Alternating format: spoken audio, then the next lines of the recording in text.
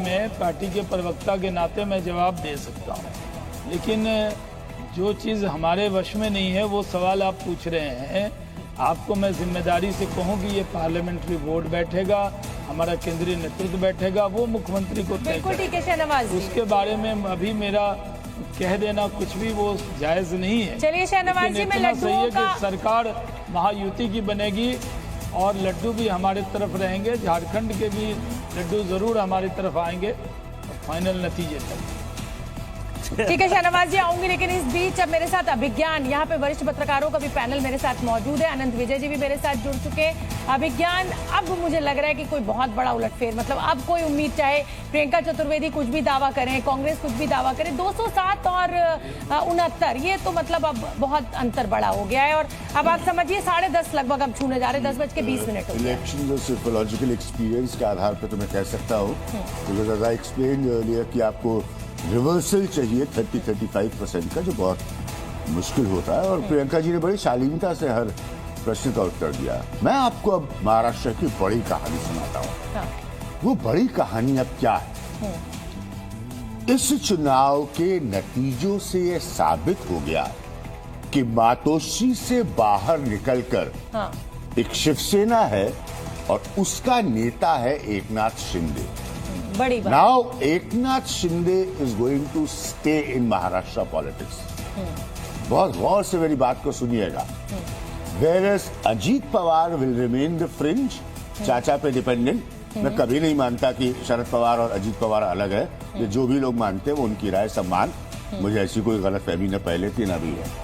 लेकिन शिंदे आज महाराष्ट्र की राजनीति में अगर 50 सीट प्लस पर ये अंत करते हैं, मुख्यमंत्री बने ना बने ये सब विषय अलग है, वो उद्धव को सिंपैथी ना मिल पाना उनकी इमरजेंस होगी। इसी जवाब से जुड़ा हुआ एक सवाल, आपने क्योंकि कहा कि अब एकनाथ शिंदे जो है वो महाराष्ट्र में एक बड़ा नाम, बड़ा चेहरा, बड़ा कद, तो क्या मैं ये मान लूं कि बीजेपी ने जिस तरीके से उद्धव का साथ नहीं दिया और एक ये कोशिश करी कि बीजेपी अब एक बिग ब्रदर भूमिका में, या ये कहिए कि शिवसेना के ऊपर उनकी डिपेंडेंसी नहीं रहेगी, अब वो उद्धव की जगह एकनाथ शिंदे का चेहरा हो गया है। बीजेपी यहाँ भी अपने दम पर बिना शिवसेना की बैसाखी के लिए पूरे फुल बहुमत नहीं कभी ले पाएगी आने वाले कुछ सालों के। बहुत अच्छा सवाल है शोभना, राजनीतिक सवाल है।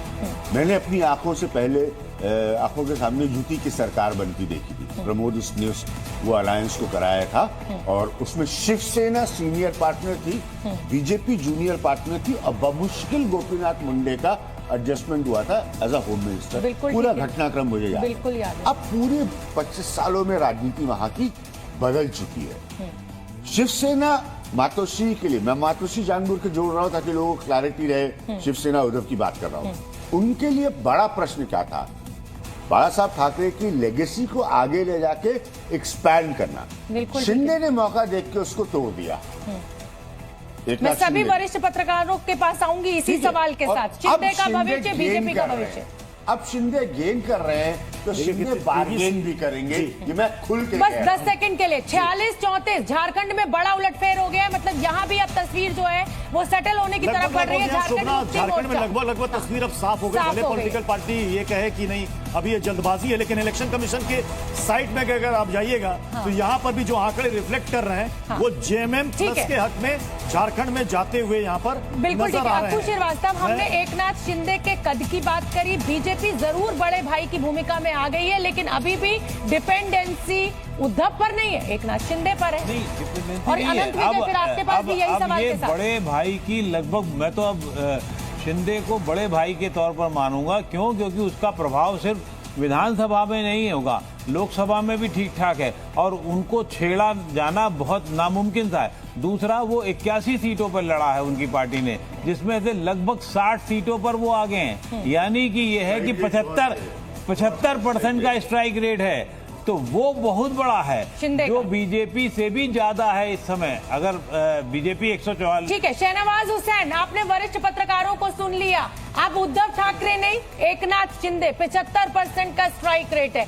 कुल मिलाकर आप जो चाहते हैं कि महाराष्ट्र की राजनीति में बीजेपी हिंदुत्व के सारे मुद्दे पे कंसोलिडेट हो जाए और शिवसेना की बैसाखी की जरूरत ना पड़े, वो अभी फिलहाल होता हुआ ये सपना आपका पूरा नहीं दिख रहा है मुझे।